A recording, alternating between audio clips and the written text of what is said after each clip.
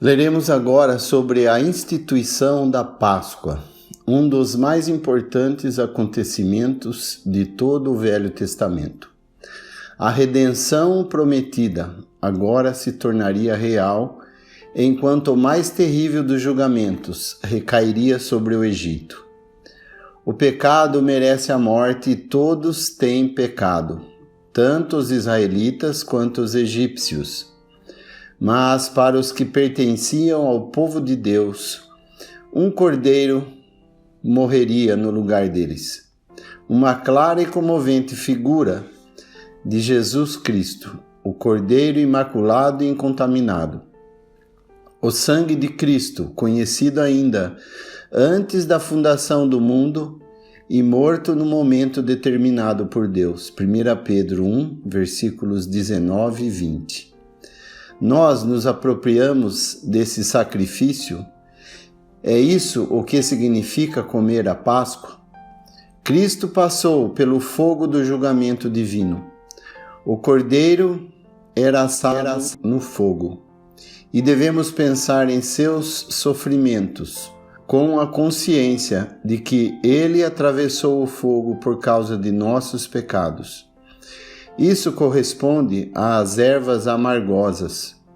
O cordeiro era comido por toda a família. Os pais e os filhos, todos na família, tinham sua parte. Talvez pensamos pessoalmente, já comemos a Páscoa?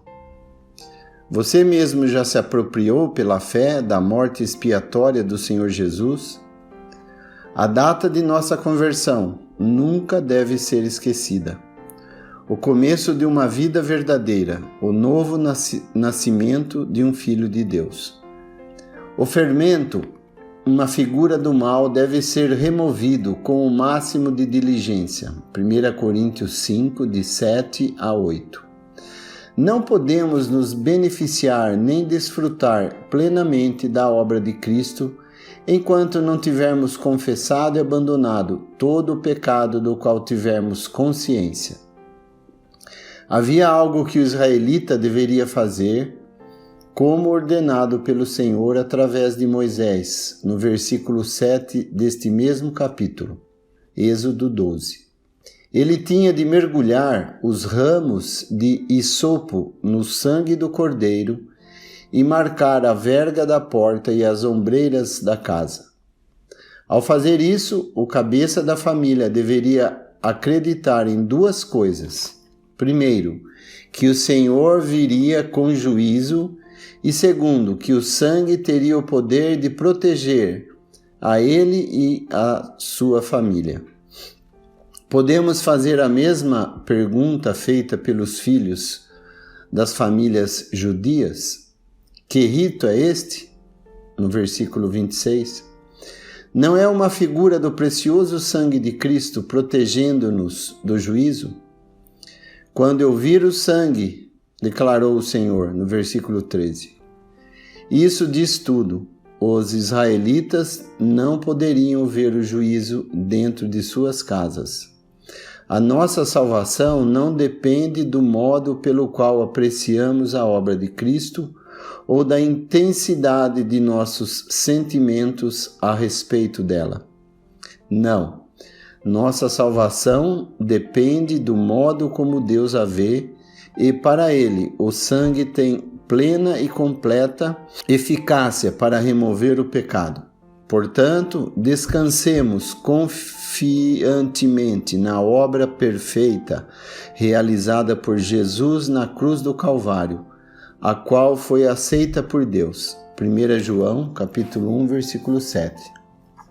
Enquanto os israelitas comem a Páscoa sob a proteção do sangue do Cordeiro no interior de suas casas, do lado de fora reina na noite uma cena de terror e desolação. O anjo destruidor passa ferindo os primogênitos, e um grande clamor enche toda a terra do Egito. É a 10ª e última praga, figura de um juízo infinitamente mais solene.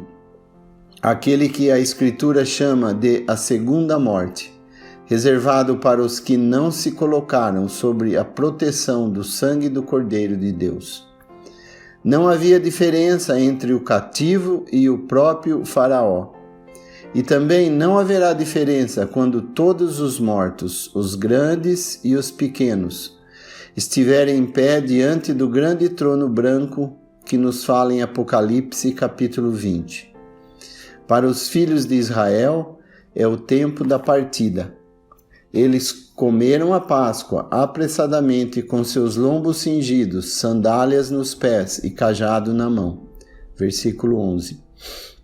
Demonstrando assim ser um povo separado, estrangeiro, pronto para partir. Nós também somos peregrinos e estamos preparados para deixar este mundo a qualquer instante. As outras pessoas deveriam perceber isso pelo nosso zelo por Deus, pelo nosso desinteresse nas coisas desse mundo, pela nossa sóbria maneira de viver. Em resumo, por todo o nosso comportamento, as pessoas deveriam perceber que, pelo fato de termos sido comprados pelo sangue do Cordeiro, estamos prontos para partir a qualquer momento rumo ao nosso lar celestial e eterno.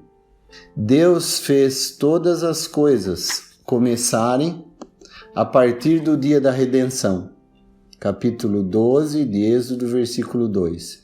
E 1 Reis, capítulo 6, versículo 1.